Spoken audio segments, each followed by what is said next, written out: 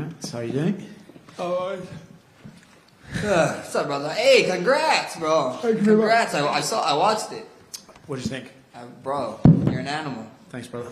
I get the impression that Ilia Topuria is not necessarily under your skin, but some of the things he says kind of confuses you more than annoys you. Would that be accurate? Yeah, I'm more confused about everything that he's saying about me not wanting to fight him, me getting forced to fight him.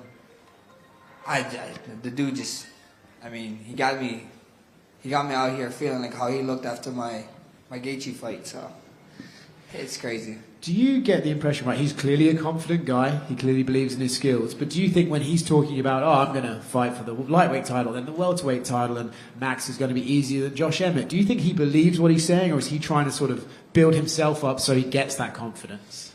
I think, I don't know, bro. His mind is very interesting. I couldn't answer that question for you, to be honest, bro. But if that's what it takes to be the best version of himself come Saturday night, then so be it. You know, he can talk all that talk he wants, because at the end of the day, he still got to see me in 3 days. Out of all the things he said, is the whole I'm going to point at the floor in the first 10 seconds thing the one that kind of makes you roll your eyes the hardest? Yeah, because it just makes no sense, you know. At the end of the day, to me, I don't think he deserves. You got to earn that right. I don't think he deserves that right. With him being... you know the guy that he's copycatting. This guy's a copycat. You know, down to the tattoos, to his aura, to the way he's approaching fights. The guy's a copycat, and you're best friends with the guy he's following. So, trying to copy. So, at the end of the day, I think you got to earn that moment. And I believe he had that. He could have earned it with Josh Emmett in their 5-round roar. Josh Emmett was trying to swing. If you guys can go back to that fight and watch what happened. When Josh Emmett was trying to swing, someone shot and someone held someone down for the rest of the fight. So I think the moment needs to be earned, and he's just trying to steal stuff. You know, he's already trying to steal one person's aura, and now he's trying to steal somebody else's thing. So it's amazing. He's clearly a good fighter, right? No one does that to Volkanovski if they're not a good fighter. But you, in your career, fought Aldo, you fought Conor, you fought Volkanovski, you fought the best of the best in this division's history. When you look at Ilia as a fighter, how does he rank up against those names? Or do you still think he's kind of unproven? I mean, he's an animal. He's good, you know. A lot of people forget that when he came into the UFC, he got brought in as a grappler and wrestler. That's what he was. And he came into the UFC, started knocking dudes out. His boxing is nice. As a fighter, you cannot be a hater and say he's not good, you know. Is he proven? He did what he had to do when he had to do it to get to the position he has. So there's no disrespect to that. But you get to see me come Saturday night, so that should be fun. And the last one for me, you obviously bumped into your old rival Alex this week. Is that kind of a fun one where, like, you guys had a great trilogy, but it almost feels like that chapter might not be over yet, so it's not time to sit back and look and reflect together yet? Are we still like, there's still some future here? Yeah, for sure, you know. The dude got 3 on me. I gotta get 1, bro. I gotta get 1. So at the end of the day, it's always respect with Alex. It's always respect with anybody. You know, it takes a certain type of human being to go out there in the octagon and to share the octagon with. So, you know, with Alex, it's always respect. With most of my opponents, it's always respect, you know. Max over here. Oh, Jose, go ahead. Just going back to what you were saying about how Ilia is a beast and comparing him to your past opponents, you know, he keeps using this phrase like, I bring the next evolution of mixed martial arts. That's what he's saying about himself. When you actually break it down, do you see things that he's doing differently that people weren't doing years ago, or is that just something you think he's saying to kind of build the fight?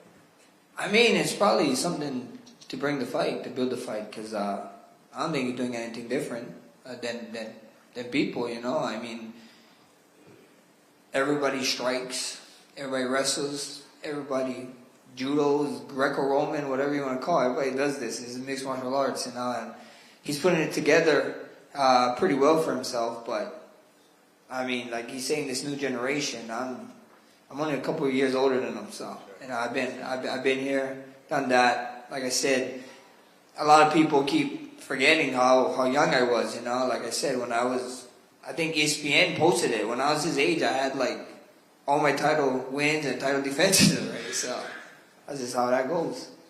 Title fight aside, and the hype around this fight, after UFC 300, there were a lot of journalists and fans. They kind of circled this fight as their most anticipated fight for the rest of the year, right after UFC 300. You guys weren't even booked yet, so do you kind of take that as do you take pride in that even though the fight wasn't booked, like people were like, John Jones is still hadn't fought yet, and Pereira hadn't done his thing yet, but people were still circling this fight as like the one that they wanted to see.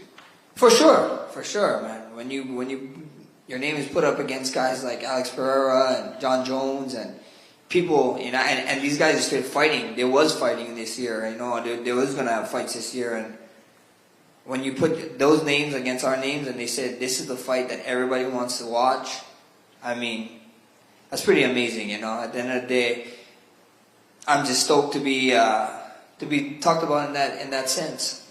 And when Alex did his breakdown of this fight, he said that he's not sure that Elliot can fight through being uncomfortable with you. He kept using that word, if it gets in the later rounds, Max can make this uncomfortable. Is that how you see the fight playing out? In the later rounds, you can kind of take him out of his element and make this fight uncomfortable? Yeah, I mean, we see what happens. You never know. You never know what can happen. Your boy been touching people on the right spot and been putting them down. So that's always fun. And at the end of the day, we see what happens. I know he talked about his cardio. He believes he has cardio, but most of the time his cardio is outshining the opponent's cardio because he's hurting them early in their fights. And the beautiful thing is, guys, I just can't wait, man. I can't wait. It's going to be something special. Tune in Saturday night. And last one for me. I'm sure you saw it, but Power Slap champ, Crazy Hawaiian, told the story about how you stepped up on him when he was a senior, when he was too high in class. And is that how it actually played out? Brother, I was just trying to learn, bro. And I didn't say shut the hell up. I said some other words. And we had some other words. And I was training already. They knew who I was. He has a younger brother that was my friend. So I think that probably helped too, but I was just trying to learn, bro. Bro, please shut the hell up.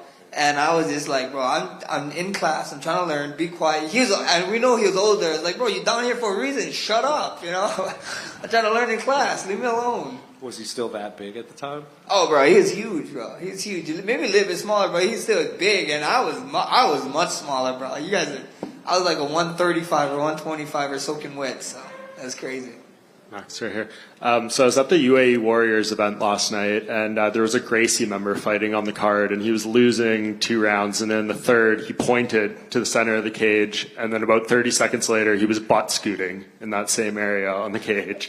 I just wanted to get your thoughts on that, and can we set the record straight on how you're allowed to point to the middle and what circumstances allow this? I mean, everybody can point to the middle, bro. It is what it is, but what you're going to do to the middle, if you're doing it because of the way I'm doing it, you cannot step back. You gotta go in there and step in the fire and throw. But who knows, bro? Some people they point it down and they shoot after. Maybe that's their secret move, or point it down and booty scooting now. So that's pretty cool. I'm curious, do you think this win, if you get this title back, will be more meaningful than the first time around, just given the time in between the title reigns and everything you've had to overcome to get back here? Never. I mean, I don't know for you guys, the way you guys look at my career, but personally, fighting a guy who I stood idolize and what he's doing, the dude is still fighting, bro. What the hell? Does he age? I mean, I saw somebody talking about how they might be lying on his age, and he's still moving like that. It's just crazy. And to fight the King of Rio in Rio, to win it the way I did, nothing's going to ever top that moment for me. Can we bring back the hex ties if you get the win here? Maybe bring back the suits and the hex ties. Maybe. Never say never. A lot of talk this week about how you moved up 3 spots in the lightweight rankings. I'm just curious what you thought about that happening, given the fact that you were at 1 spot and you hadn't fought since then, and then this week you jump up again. Yeah, I don't know, bro. The ranking is wild. It doesn't matter unless you got the belt. So it's cool moving up, this and that, being in the pound for pound and everything. But if you're not first, you're last, I guess. If you have 2 belts over your shoulders after this fight, is it going to be a tough decision to decide which one you want to defend? Not at all, man. Not at all. UFC can tell me what they want to do, and we can do it. So I mean, there's a lot of fun fights here at 45 now. Division is like kind of coming up. I know they bring somebody else up here. So with Diego, so that's a cool couple guys coming up. 55 is always fun to throw my name in the mix, but first things first is Ilya. You know, I got my hands full with him, and you can ask me that question after Saturday night. Yeah, I guess, going off that, you want to wait till after the fight. But Volkanovski, he really wants to fight in Australia, and he said, he wants you to win because he thinks you're more likely to go there and fight him in February. Do you think he's maybe on point with that analysis, at least, that you're more likely to take that fight there than Ilya? I mean, we see what happens. First things first is Ilya. And then after this, I promised my boy some traveling time in December, so that might be a quick turnaround. And then I have two Aussies who represent me in my management, and I found out what taxes is over there. I was like, yeah, okay, yeah, Vegas sounds good. Hello, sir. How are you doing?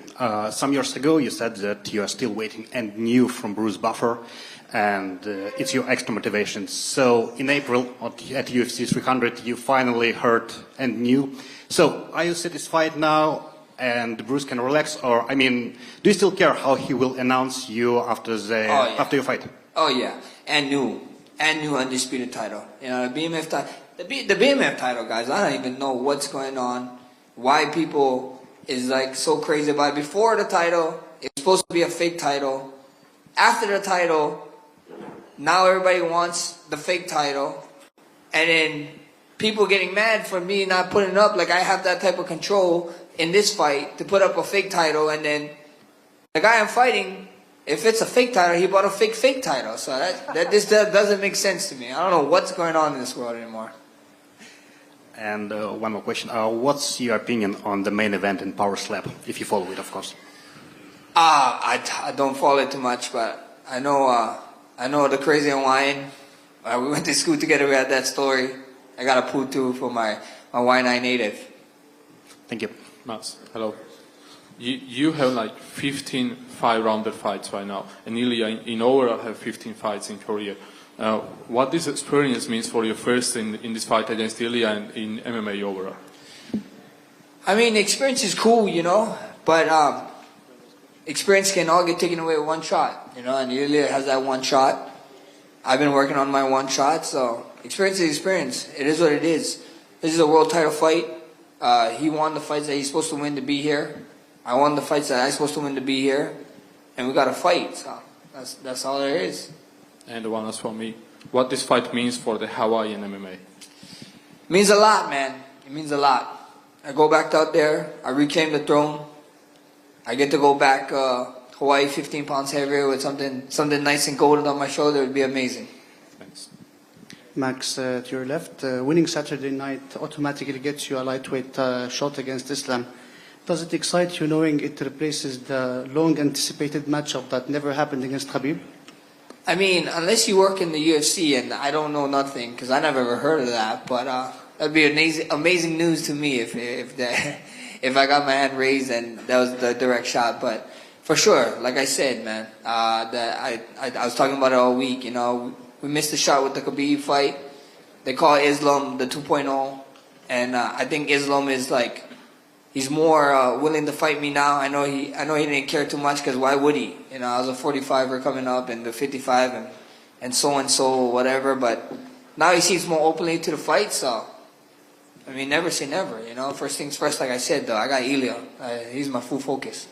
Well, you're closer than ever to being a triple champ. So good luck. Thank you. Sure. Thank you, Max. Hi, over here. Greetings from Georgia, or how we say Gamarjoba. You mentioned traveling. I just wanted to let you know that no matter what happens Saturday, we're rooting for both of you. May the best man win, and you're always welcome to come and visit Georgia. Thank you. As for questions, so I don't know. I know you're not the type of guy to kind of rest on your laurels or smell the roses, as you say. But you are the first ever fighter to hold the interim title, to hold the undisputed and the BMF title. And as far as undisputed title goes, you have both the old belt and the new belt. So basically, you're like featherweight Thanos or something. I don't know. You've collected them all. So after such a long career, filled with like amazing moments, right? What keeps that fire burning? What keeps motivating you? The next one is always the best one. That's what keeps me motivated. Just and being motivation for the next generation. You know, we got a lot of stuff going down in Waianae right now, and or even in Hawaii, period. And people just need hope. So if I can be that little hope, that little share of light, then so be it. Amazing. Well, if some people, I know people, my friends, and those who like to watch your fights, they are very inspired by you all the way halfway across the world. So I'm sure people in Waianae feel that as well. And just one more question, kind of. I know that your career is far from over, and I know that we're going to see, I'm pretty sure, many amazing fights from you. But I just wanted to know, kind of, again, this is not the talk about retirement or anything, but how would you want to be remembered as a fighter?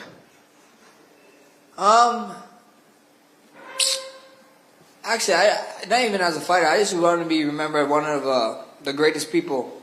Just a great person. That's it. No fighting anything. I just want you guys to know me and people, all the UFC staff, just to know me as a great person. Like, oh, when they talk about myself, it's like, oh yeah, that was a great kid, or that was a great guy, and that's about it. You know, that you only can leave great stuff behind. You know, and with all these records and everything is cool, but your personality and how you treat someone else is much more important to me. So if you guys can be like, oh yeah, Max was a great guy. Anytime I interview him, anytime I talk to him, any interaction I had with him was great.